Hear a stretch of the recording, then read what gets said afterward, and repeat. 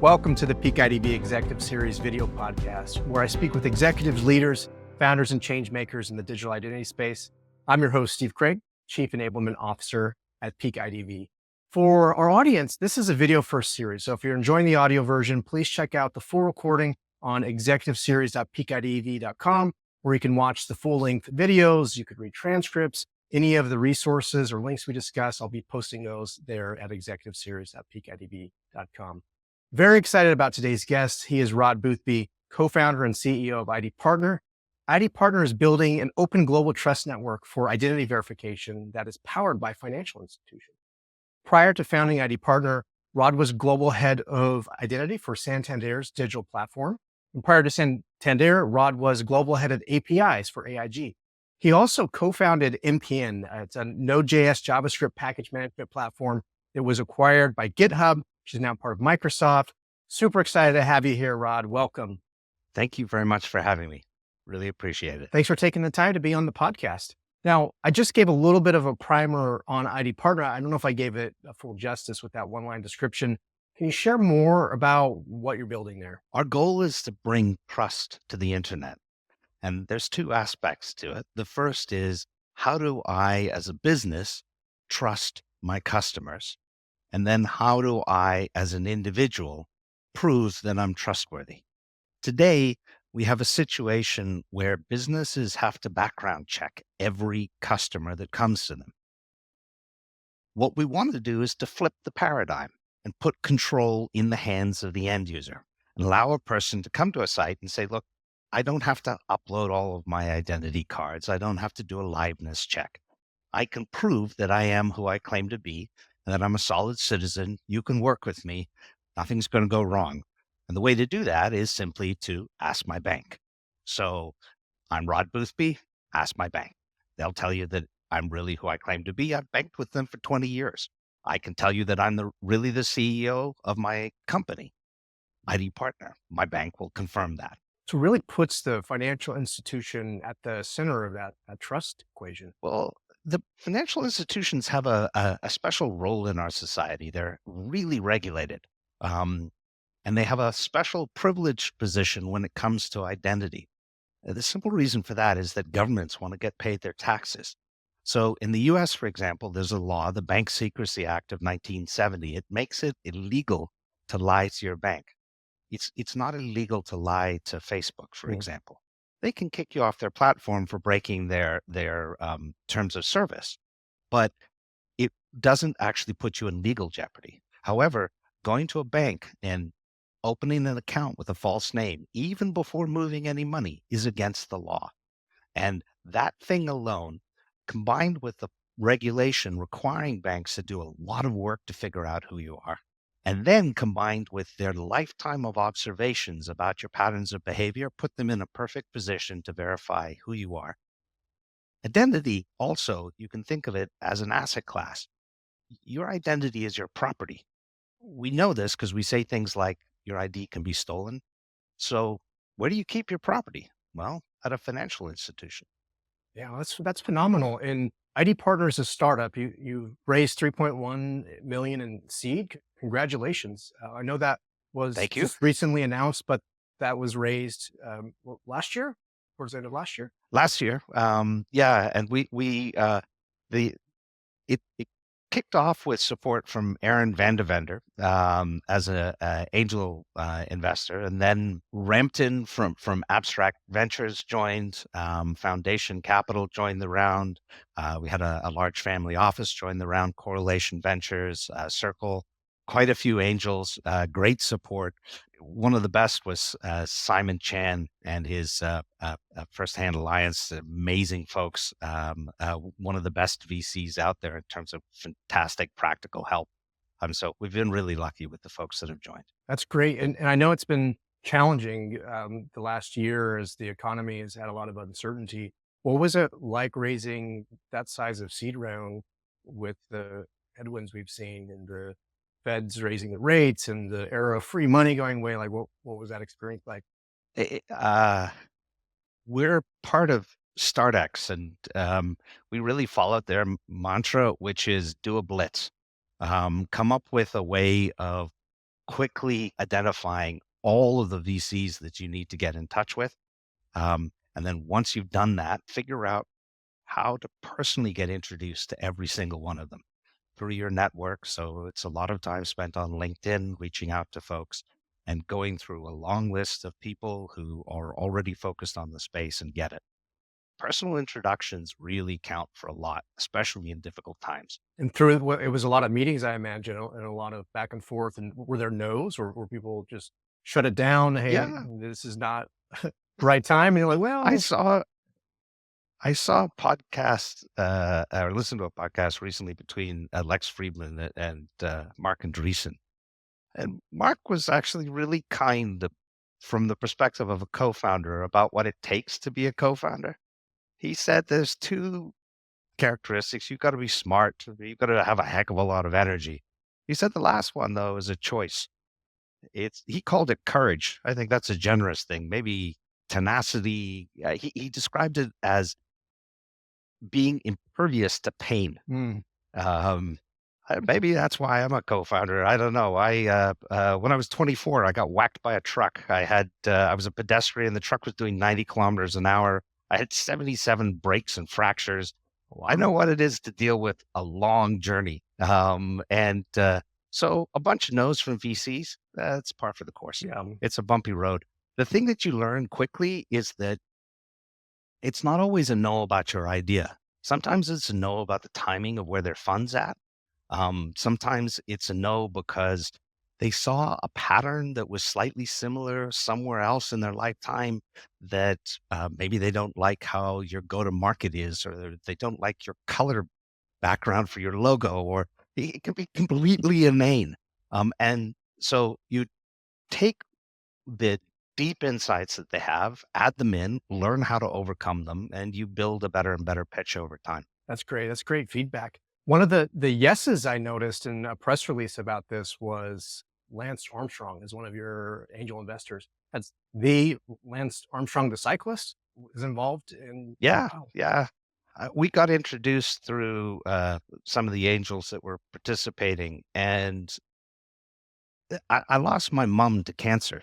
I remember towards the end, the nurses that were helping to take care of her, they had the bracelets, the Live Strong bracelets. And that guy provided hope for us and a kind of an insight, a simple symbol that was really important at a very, very difficult time. I was honored to work with him because of that. I think people often forget, but anybody who's lost a family member to cancer and has been touched by the Live Strong Foundation will know how important the work he's done is. So I'm really happy that he's part of it. The guy's a smart investor. you've heard it here. Lance Armstrong is in the identity space with ID Partner. That's amazing, Rod. And you mentioned StartX, the accelerator for Stanford. Can you share more about that? Like, what was that experience like for getting off the ground? They are as great a setup as you could possibly get. They don't take any equity. Um, they're a long-term thinking play. They want to have people who have affiliations with Stanford. Mine's pretty light. I did an executive education course there that taught me how to price financial derivatives, and then that veered my career in a very positive way for a while. But the place is very near and dear to me because of it. And what they do is they help people who have an affiliation out getting going. And what they hope is that over time, if you are successful, you'll donate some money back to the university. And if we are, I absolutely will, because I'm very grateful for it. But they're a first rate team. And what they say, uh, beyond advice on running rounds, is the most important thing I've taken from them is don't think about what you need to do in many of these cases when you're tapping your network. Think about who you need to get to. Their network is ridiculous. So it's always about finding specific individuals that we need to reach that'll help us. And we're very much a network play. So it's very powerful for us. That's great. That's great. I had in a previous episode two founders that went through the Y Combinator program, and they had very similar things to say about the network. And the advice they got from the mentorship team. So that's great. I want to shift a little bit backwards in time, though, and talk about your previous role and what got you to starting ID Partner. You were at Santander for nearly 3 years. You're working on digital trust services, and I watched some of the things you have on YouTube, different engagements, and we're trying to move this concept of identity from like this compliance cost center to a profit center. Can you share more about that work? And then you also worked at AIG and APIs. Like, if you could connect those, it'd be really interesting to hear how those came together, those roles. Each one was an interesting challenge. AIG wanted to turn around and deliver APIs. A lot of people have interacted with my AIG API. If you've ever booked a flight on United and you've seen the button at the end that says, "Would you like travel insurance?" That's powered by AIG, and my team helped deliver that. It was a lot of fun to create a really impressive organization. If anything does go wrong, they have this entire room that looks like a NASA room to help coordinate flights and medical teams to help you out. You can be on a safari in Kenya and they'll have first grade medical people in place to help get you home. Really impressive. What I learned from that was the power of insurance. And that'll come up as we talk further about identity, because really what it is all about is understanding what identity is and then understanding what risk is and understanding how not only to stop it, but to transfer it. Um, so that's carried me forward. When I got to Santander, and it was through some friends that referred me into a team that was being built up to do some innovation at Santander, I was tasked with trying to help the bank innovate around identity. And so I spent a bit of time getting to know how the bank verifies its customers. First off, they start with having known most customers for many, many years. Second, despite variations around the world, generally it's pretty consistent. Banks are required to do a lot of work to figure out who the customer is in the first place. And depending on the country, that has to be done in the branch. In Brazil, you have to go into the branch and they will take your thumbprint. In Mexico, you have to go into the branch and they'll take your 4 fingerprints. In both places, they can re-verify that through the camera over a mobile device to make sure it's you, in addition to your face, in addition to vocal prints. They've got all of these step-up authentication capabilities. And what I learned is that no matter where across the Santander footprint, they have this long string of step-up authentication capabilities, so that after they've gotten to know the customer in the first place, and they've looked at your government credentials, and they've watched a pattern of you earning money and spending money, and where you go, and if you've got a mobile device, they're watching what networks you're on and where you're traveling and what time of day you use it, and passive biometrics. Lex Friedman, for example, that was what his PhD thesis was on: identity. Sam Altman, his second project at the moment, it's about identity. It is the biggest unsolved problem out there. Generally, we've got bits and pieces of the solution, but we haven't got a grandiose solution. What I learned was that the bank was really pretty capable. To the tune of 7 to 8 nines, they could accurately identify their customers always. The loss rates for account takeover were extraordinarily small. So I looked at it and I thought, well, okay, I don't really have a lot to innovate here. So then I pulled the Valley stunt, which is, all right, well, let's sell this as a service. It's really good. Let's turn around and not solve it internally, but instead see if we could deliver it externally. And the journey there was a long one, but a fun one. They said, okay, well, go get a customer. So I got referred by Gretchen Rodriguez to a guy called Ashish Jain at eBay. And Ashish was wonderful. He was really kind. He said, okay, this is a good idea. Our buyers can better trust our sellers if their name and their reputation have been verified by a bank. That sounds good. But Santander only has 153 million customers. What about the other 7.5 billion people on the planet? Okay. So then he said, go get all the other banks. That's it? All the other banks? Yeah, all the other banks. All right, thanks, Ashish. So I went back to Santander. I went to the headquarters in Spain, in Badia. And the folks there had a simple answer for me. Yeah, we can help you to get to all the other banks. It's called the IIF, the Institute of International Finance. And I worked through them to build something called the Open Digital Trust Initiative. And that's what kicked off this whole identity journey. It's a really interesting story. And to think like how banks often are looking at their customer sets, how they then collaborate with others is in this frenemy scenario, right? It's coopetition. Yes. Yeah. When you were looking at the markets, or in Spain, UK, USA, Mexico, Brazil, Poland, all the different countries you were interacting in, what were some of the universal challenges of trying to support those? And they each have different regulations and different customer sets. What were you trying to solve for across those main, regions? Each of them has different different challenges around trying to make sure the customers have safe journeys, trying to take it from, you know, 8 nines up to 9 nines of protection, and reducing any loss rates that the bank does have. They're very focused around those. But the bigger challenge that financial institutions have is how do they become more valuable to their customers? And where a small, tiny improvement over something that is already almost perfect could help, figuring out how to help their customers with a much bigger problem everywhere else in their lives became more important and more obvious. And that's the common problem that we have everywhere. There is still fraud all over the place. 3% of digital transactions, according to Visa, are fraudulent. We face this lack of trust everywhere. It's all the tickets get sold to bots for the Taylor Swift concert.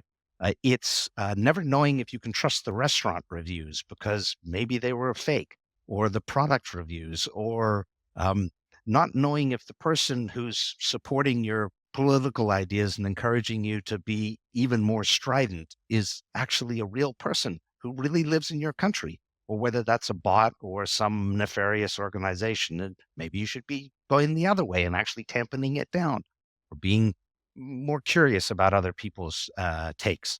Um, we see this everywhere, and it's the underpinning to everything in our society. Our modern society is based on trust. It's the most valuable resource we have. Capital market, free market economies depend on trust. You trust people to deliver goods, you trust them to make them well, to have the right contents in anything that you ingest. You trust the government to act in a decent way, to adhere to laws, and to function as a democracy. And we trust science and the data that goes in. In all of those three key areas, our modern society wouldn't exist if we didn't have trust. What's happening online is that it's slowly getting undermined by weaponized anonymity. What the banks have is an ability to add a new type of service to their customers. And this new type of service is one where they deliver simple trust. And it starts first with their customers.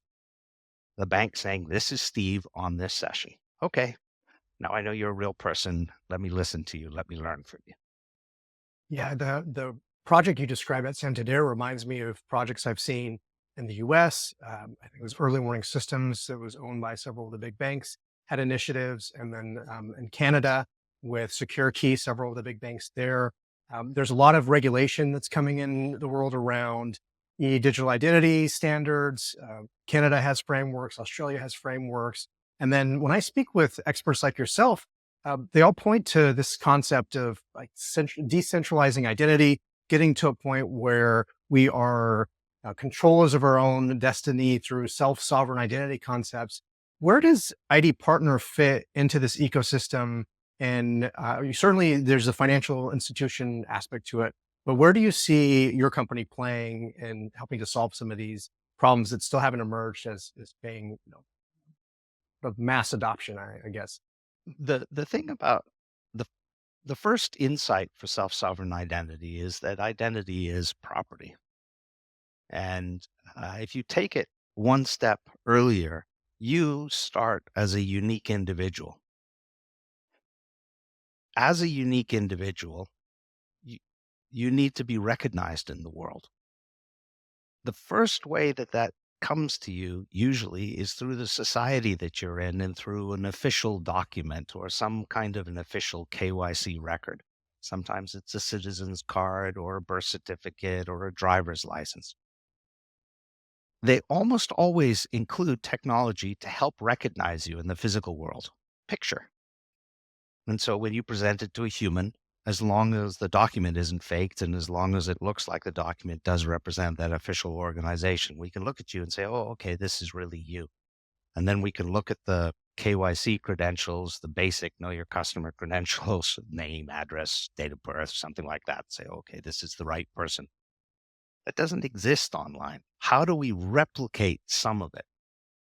What we have to do is to couple the pieces, refactor that combination in a way that actually works in the digital space. We can combine the issuance of the credential with the facts in the credential, but the recognizing is difficult.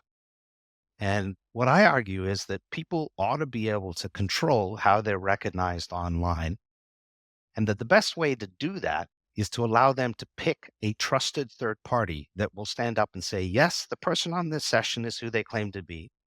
They're the rightful owner or controller of, or holder, depending on the terminology you want, of that KYC credential. And they're also the rightful owner of all of the other credentials they've associated with themselves.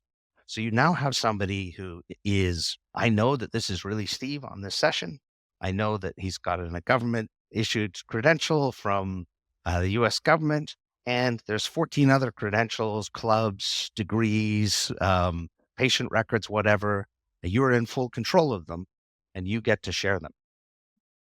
In that way, if you end up with a bunch of these entities that are acting as trusted third parties, the challenge becomes how do you distribute that? And there's been different ways to propose how to deliver that. There's ones that are wholly decentralized, and then there's models that use a trust network or a federation operator. And that's what ID Partner is. We operate a trust federation. We verify each entity that comes in and we give them a pattern of being able to communicate with each other. We are only a broker. So we basically introduce counterparties in real time, but then we get out of the picture. So it is your bank talking to that business or relying party directly. We never see the data that goes back and forth. A lot of other companies have tried to be an intermediary, and we feel that that's not in the interests of privacy. It's also just not a sensible business decision. You take on too much risk, and you actually end up being incented to compete against these trusted entities that can authenticate the person. And actually, the person chose them. So just empower them rather than getting in their way. So ID Partner is not doing any verifications itself. It's relying on the financial institutions to have done those document checks or non-document checks and to have the identity. They're vouching for the identity, and then you're providing that conduit, the network for the consumers to access that and to share that. Is that? That's right. We do verify the entities that come into our system, and we leverage a whole bunch of things to help do that, including Glyph and the LEI or the legal entity identifier system. And we plan to, as it rolls out, use their VLEI system too. We think that's very compelling. Um, there are a lot of financial institutions that help to issue those, including some of the biggest banks in the world. Bloomberg issues them, JP Morgan issues them. And what it means is that you have a big trading entity, such as a hotel chain or a shipping company that has been verified and gone through a normal know your business background check by the financial institution. But we repeat all of that, and then we help these entities to exchange this identity data. Strangely, we talk about identity, but actually what we're really in the business of is just facilitating secure communication between entities about identity. Yeah, that makes a lot of sense. We're not set up for demos in the podcast, but I'm curious if you could describe from an end user perspective what their experience is when they encounter your product or as an option to to verify themselves? Exactly does it work for the consumer? I'll tell you about Gen 1. The first time you come in, you'll see a button that says continue with your bank-based ID. You click that button and there's a selector. There's a few banks listed and a search bar. Today, we're connected to 2,900 financial institutions in the US and the UK. And so you could type in Wells Fargo or B of A or JP Morgan Chase or just about any small business bank in the US or small credit union in the US. Your institution comes up, you log directly into your institution. It's open ID, so we run a pop-up and then you are in direct access to your financial institution. You go through a process of approving this this movement of information. It is a one-time pass. We're not connecting systems together.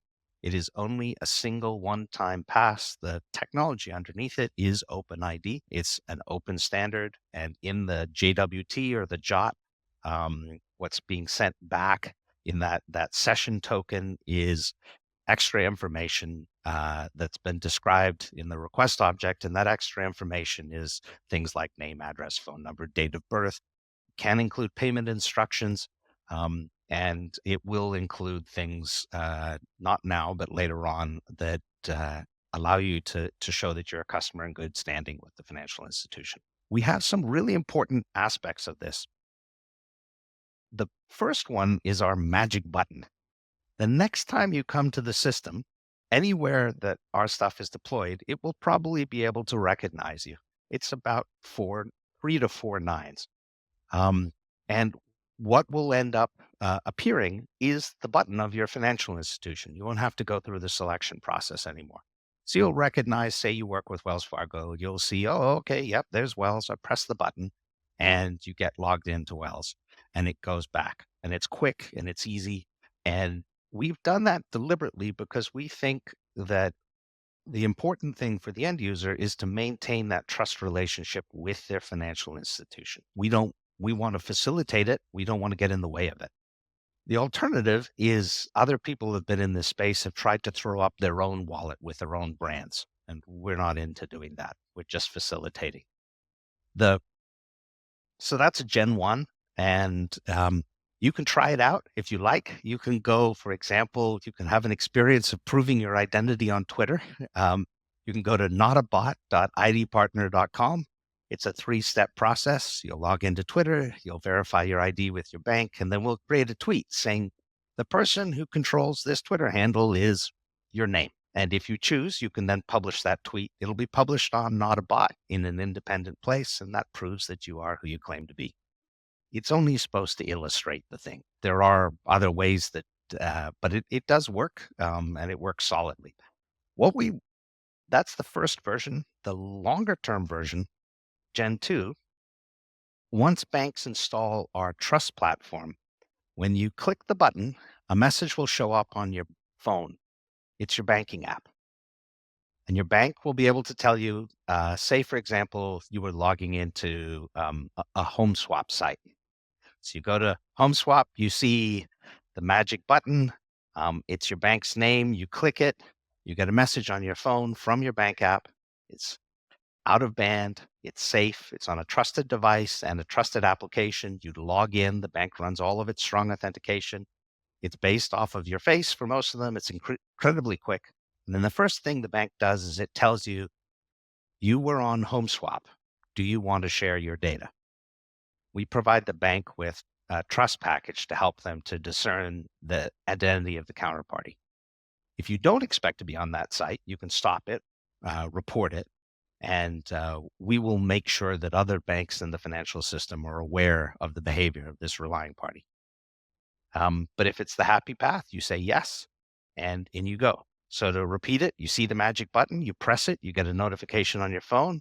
It says you're where you expect to be. Do you want to share this information? Yes, and you're in. It's very fast. And that's like Bank ID in the Nordics now. That's like what Sweden has and Norway has. And the usage data there is crazy. In Sweden, apparently people use it on average 800 times a year. It's a lot of identity assertions. Interacting visually there. Yeah, but we're doing it many, many times a day, right? And so it's not just us signing up for a site. It's resetting passwords. They use it for login there. I don't know that bank-based ID globally will get to be used for login, but I do think if passkeys ever really become a thing, bank-based ID is a great way to manage the passkey reset challenge. Well, it reminds me of the TurboTax experience where you want to import information from your financial institution, and there's a step where you authenticate and then information can be downloaded. One of the challenges that I face each year when I do that is you often set up multi-factor or does device recognition.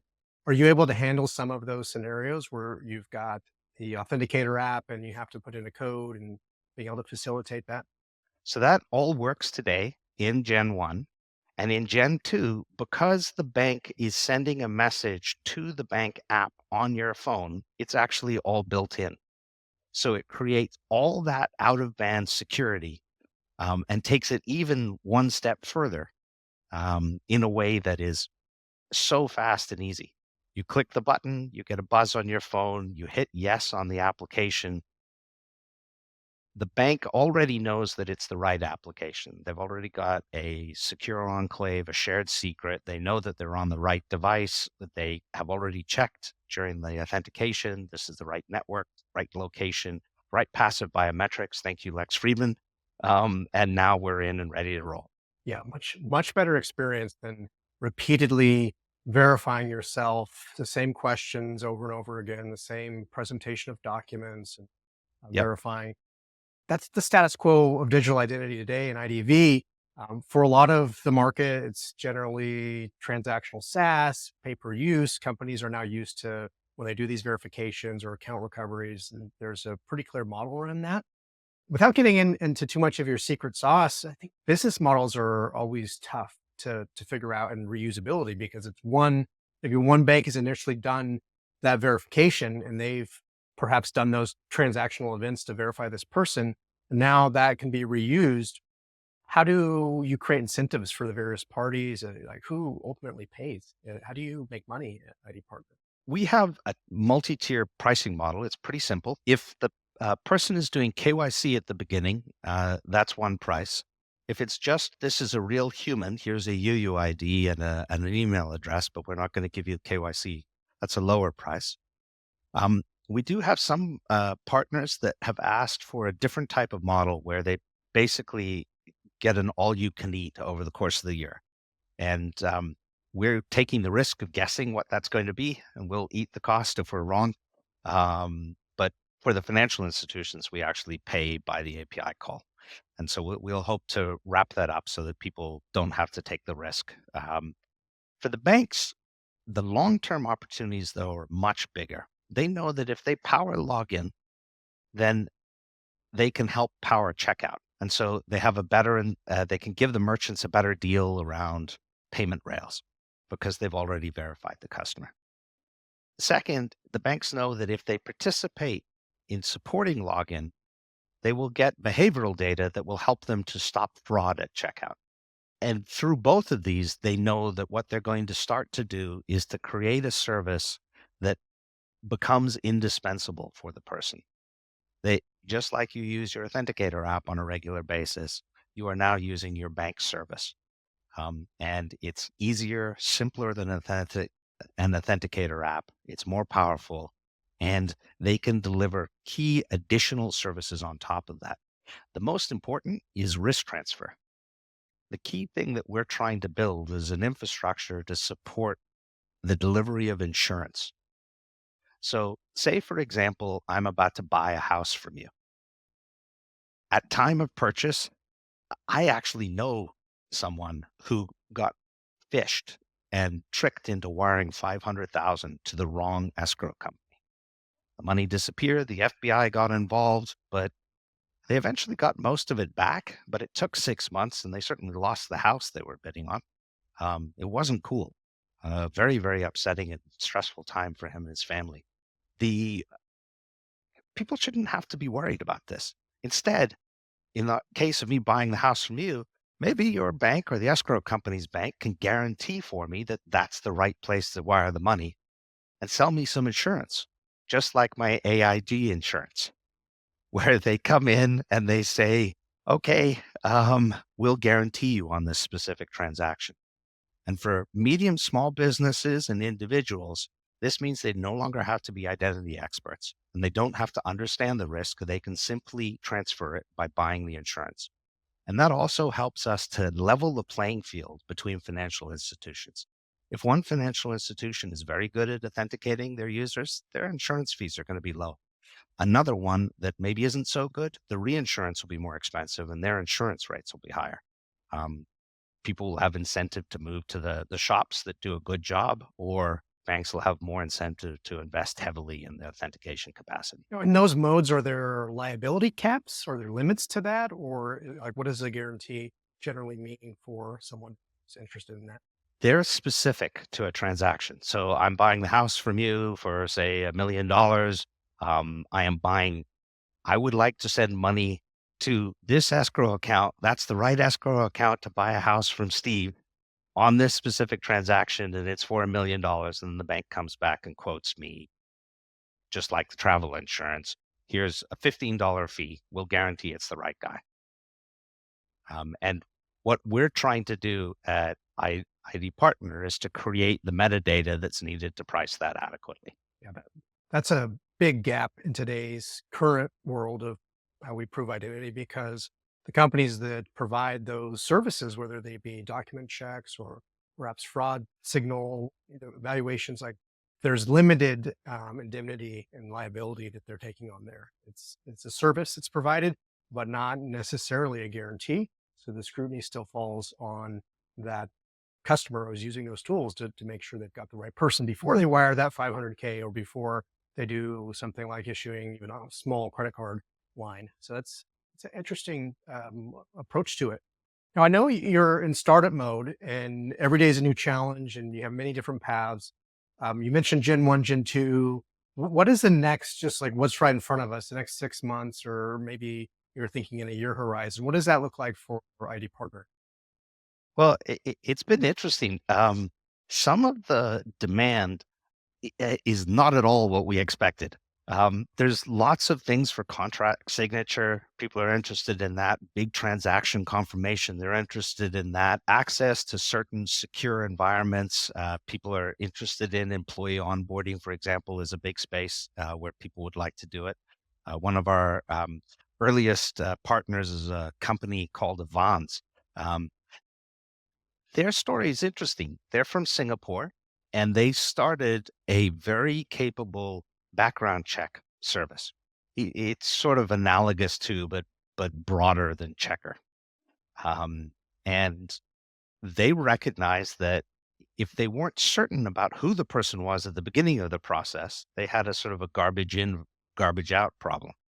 So what they used in Singapore was SingPass, which is a trust network. It's delivered by the government, but it works exactly the same way as our stuff is supposed to work. And what they did was they went looking for other opportunities to deliver this globally, and they needed that starting point. So they found various providers in various places, and then they found us, and we helped them with many locations with this bank-based verification. Um, so that was a great start. The other parts where people have been interested are ones that I just completely didn't expect when we started this journey. Um, and they include like human only pre-sales for shoe drops. I didn't know that the sneakerheads were going to drive identity, but that's a thing. And I think why not? I mean, people get really upset and rightly so when they line up for something. They're a big fan of a product and suddenly they're beaten to the punch by bots who then gouge them. We talk about the Taylor Swift fiasco that's happened in recent time. And anything that's in limited supply, whether it be concerts or sneakers. For myself, it took 2 years to buy a PlayStation 5. I kept going to the site and they would release on Best Buy and they'd all be gone. And then guess Yep. what? eBay had plenty of them for sale for $2,000, but I Yeah. wasn't going to do that. So there's certainly an aspect of, is it a real human? combating the bots, and then that shifts into, is it really that person who they claim to be? So that's where I think there's continued use cases around that. I think the path you're on is great, and being able to look at the banks. I've always thought of the banks as a great place where you could maybe store documents. We look at them to store safety deposit boxes and things like that. Like, there should be more around not just identity, but trust documents and financial paperwork that we That's all right. have maybe on Google Drive instead of within a secure, super secure environment that a bank offers. Yeah, Very, absolutely. Yeah. very, very good. Very good. Now we're coming up on time, Rod. And one of the things I like to do in this series is I like to share more about the person behind the LinkedIn profile, more, the founder behind the press. We've talked a lot about your career and what you're doing at ID Partner. As I was going through looking at your background, I see that you're an avid painter. Can you share more Yeah. about the artistic side? We talked about tech. Like, what do you paint? What are the mediums? And yeah, I interested in paint that. in oil. I sort of do a bad rip-off of Monet meets Van Gogh.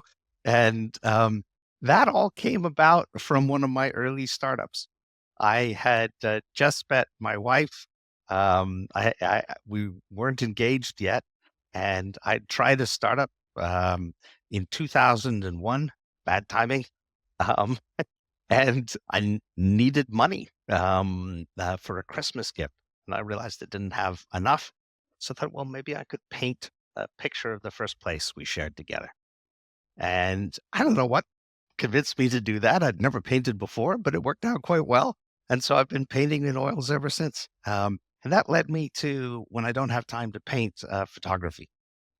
And so I have a ridiculous number of posts on my Instagram site, and it's really just whatever focuses or catches my eye during the day.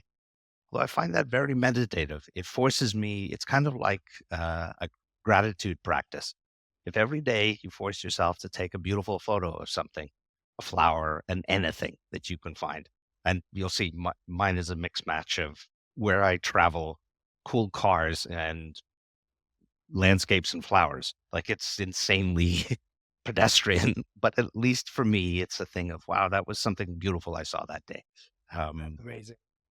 I can't draw or paint, so I admire that. And then to be able to take away from the technology side, shift your brain to something more artistic and to create, and just can imagine how much more relaxing that might be than staring at API docs and transactions from before. So it's all that's creating in the same way, I think, yeah, but who knows? absolutely.